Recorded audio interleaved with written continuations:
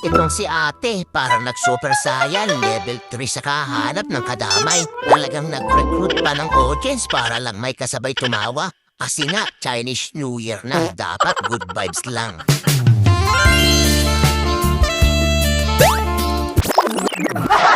Year of the Fire Horse daw ngayon. Sabi nila, mabilis daw takbo ng biyaya. Oo, mabilis nga. Mabilis tumating, mabilis umalis. Sample niya. Yung tipong kasasahod mo pa lang tapos parang may ninjang dumaan. Ubus na naman. Kare-relax mo pa lang sa spa, biglang may naningil ng utang. Stress ka na naman. Isang taon kang nag-gym at nag-diet. Isang handaan lang. Ang dami pagkain, may lechon pa. Kaya ang nasa isip mo, bahala na si Batman. Back to default settings ka na naman. Pero teka, ito pang mas malupit. Lagpas ka na sa calendar age. Pero si tawan mo nasa loading screen pa rin. Buffering 99%. Di matapos-tapos, loading pa rin. Kaya ang ginawa mo, naghanap ka sa dating app at sa social media. Ayun, may nakita.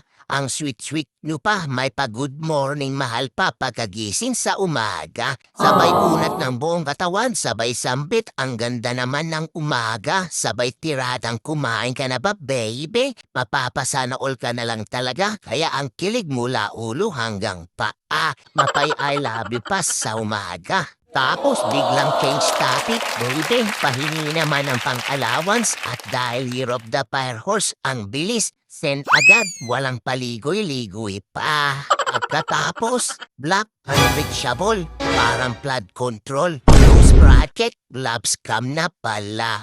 Aray ko.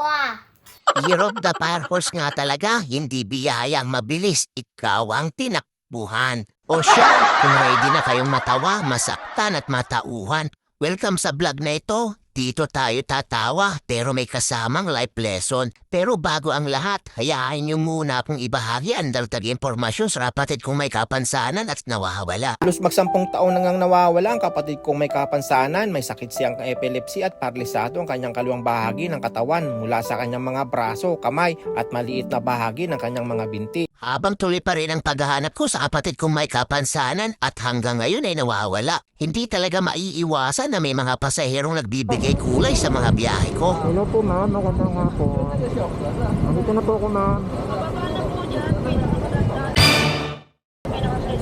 Ayan. Talaga, pinakamaganda. Ako ma'am, pinaka-cute. Ang iba naman napapatingin pa. Gumaganda ang paligid kung bawat Ma'am, ako na lang po dito. Salamat po.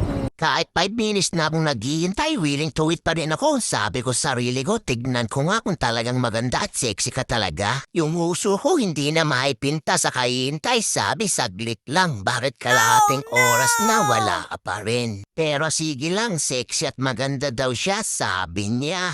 Ilang sandali pa sa wakas dumating na rin siya. Bigla akong napa-slow mo. ikaw pa rin pala ang hanap-hanap para na kahit Abay ang tawa, wagas nang ako'y makita. Ang usuri niya ay pulang-pula, pinagmamalaki pa. Nagtanong na rin ako tungkol sa kapatid kong nawawala. Napalitan man ng konting lungkot pero nanaig pa rin ang saya.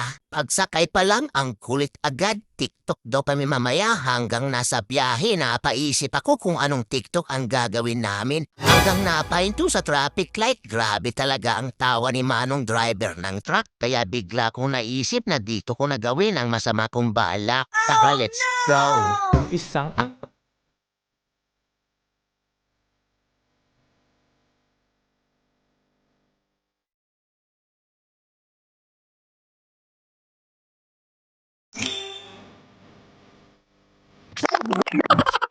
Naboko na naman ang mga hapon yung mga tropa. Ride safe and God bless you sa inyo. Habang nasa biyahe, hindi pa rin talaga natatapos ang trip ni ate at walang tigil katatawa. Huminto na naman kami sa traffic light. Ang face mask ko tila nagre-reklamo na kaya tamang retouch muna ako dito. Grabe na naman tawa niya, may pahampas-hampas pa. Ate, baka ako mapilayan dyan. Itong si kuya, gulat na gulat, pigil ang tawa. Pero okay lang yan kuya, naiintindihan kita. Ang sama kasi ng tingin niya sa lipstick ko, parang gusto niya humiram. Pero ito lang may papahayo ko sa'yo, hindi pa uli ang lahat, pwede pang mag-transform. Si ate naman kumakatawa, parang gusto na akong itapon. Bigtog na ang likod papapalo, pagdating namin sa drop-off, hindi pa rin siya tapos katatawa. Sa sobrang saya, binigyan pa niya ako ng tip. Sabi ko sa kanya, ate, maganda ka na, galante ka pa. Ngumiti siya at sabi, Kuya, salamat ha. Ang saya mo kabiyahe. Pag alis niya, bumalik ang katahimikan, bumalik ang hangin sa mukha ko, bumalik ang dahilan kung bakit ako nasa kalsada, ang paghahanap ko sa kapatid ko. Ha? Kaya mo ba? Ha? Ganyan lang talaga pa uwi. Kaya paon. Lang ako. Lang ako. Okay.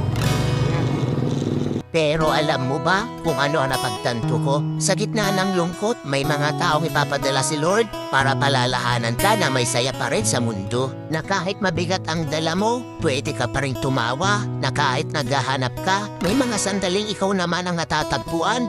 Natatagpuan mo ang lakas mo, ang pag-asa mo at ang sarili mo.